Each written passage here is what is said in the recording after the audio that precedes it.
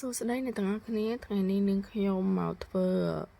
ឆាកែងសាច់ជ្រូក3ជាន់ណាបងប្អូនអ្នកគ្នានឹងខ្ញុំធ្លាប់តែឆាសាច់ជ្រូកព្រៃប៉ុន្តែថ្ងៃនេះមកសាកធ្វើសាច់ជ្រូក3ជាន់ម្ដងអញ្ចឹងណានៅវាឆ្ងាញ់ដូចគ្នាអត់អញ្ចឹងណាបងប្អូនហើយបន្ទាប់នេះដែរនាងខ្ញុំចាប់ដើមដាក់ខ្ទះដាក់ប្រេងឆាលីងមកតេះឆ្អើរនិងគ្រឿងរបស់យើងឲ្យឈ្ងុយចឹងណាហើយសម្រាប់តេះឆ្អើរយើងលីងវាឡើងពណ៌ក្រហមល្អហើយយើងដាក់គ្រឿងចូល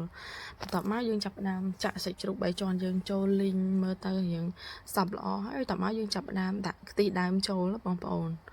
នេះខ្ញុំប្រើខ្ទិះដើមនៅសារខ្ទិះដើមវាយើងខាប់ល្អចឹងណាបងប្អូនបន្ទាប់ពីយើងខ្ញុំបានដាក់ខ្ទិះដើមចូលហើយនេះខ្ញុំចាប់ផ្ដើមដាក់ការ៉ុត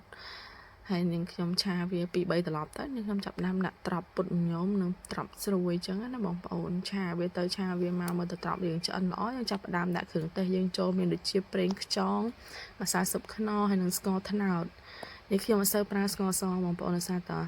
នេះខ្ញុំចូលចិត្តប្រើស្ករត្នោតជាងដោយសារតែស្ករត្នោតហ្នឹងវាឈ្ងុយហើយវាឆ្ងាញ់វាចាប់ចិត្តដិតជាងស្ករសយើងអញ្ចឹងណាបងប្អូនហើយបន្ទាប់មកទៀតនេះខ្ញុំឆាវាទៅមើលតែឆ្អិនស្អប់ល្អនេះខ្ញុំចាប់ដើមរោយម្ទេសនិងស្លឹកក្រូចសើចពីលើតែប៉ុណ្ណាឆាកែងយើងរួចជាការស្រេចបងប្អូន